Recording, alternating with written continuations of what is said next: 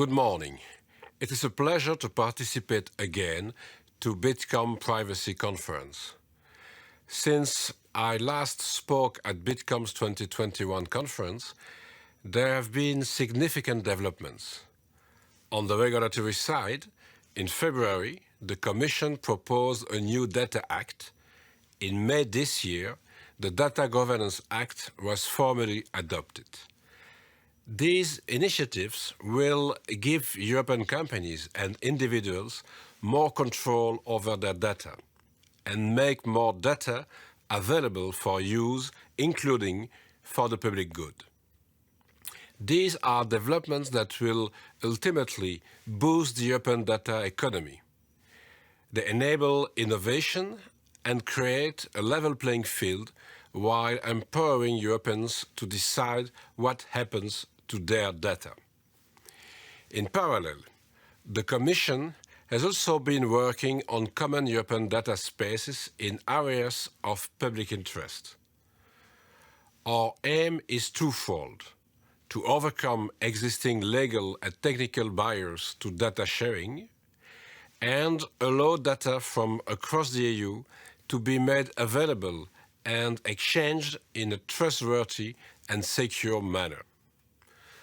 For example, in May, we launched a new European health data space.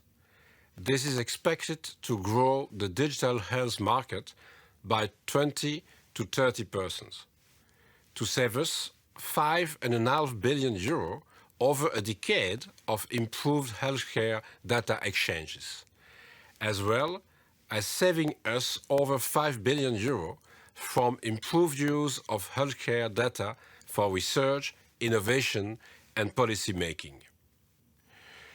Work is also ongoing to have a data space in the energy and mobility sectors.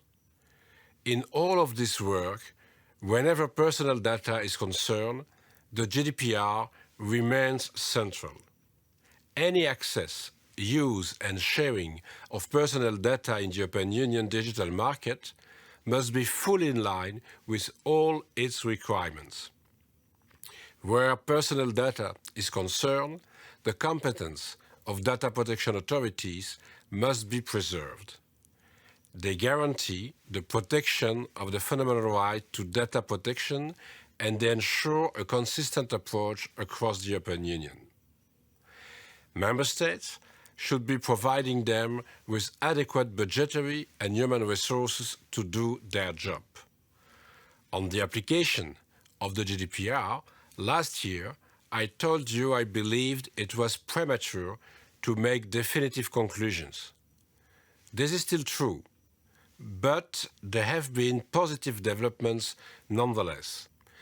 The guidelines published by the European Data Protection Board on the cooperation and consistency mechanism will make work between the national data protection authorities more efficient. At their meeting in Vienna in April, board members committed to making the one-stop-shop mechanism work more efficiently. These are positive steps to make the application of the GDPR more efficient. The Commission will continue to monitor the GDPR application. We will publish a second evaluation next year, that is on the European front. On the international front, we continue to pursue our ambitious agenda for facilitating the free flow of data. Our work ensures that protection travels with the data. The European Union has now 15 adequacy arrangements in place. Among those are several of the EU's most important trading partners. We also see increasing convergence in data protection laws around the world.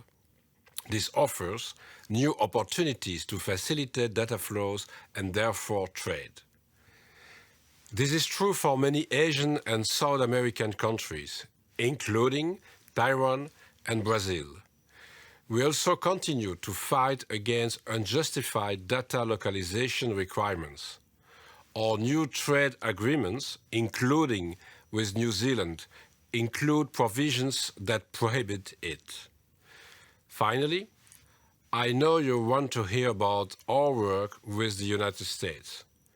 Last year, I told you that reaching an agreement on the successor to the Privacy Shield was a top priority in Brussels and in Washington. Over the past year, negotiations have been taking place at a very intensive pace. On 25th of March, President von der Leyen and President Biden announced an agreement in principle. Since then, we have worked on translating this into US legal text that fully reflect this agreement to make sure that we have a solid foundation for a future adequacy decision. We will then need to go through a multi-step process. This involves an opinion from the Open Data Protection Board, a vote of member states, and scrutiny by the European Parliament. Based on our experience, if everything goes well, it takes around 6 months between the launch of the procedure and the adoption of the final decision.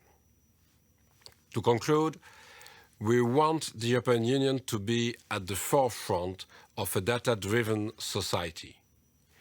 That has not changed, and we are still working continuously to accelerate Europe's digital transformation and establish a fully functioning digital single market. But again, the open digital single market will be based on our values and fully respect our rights. Thank you very much.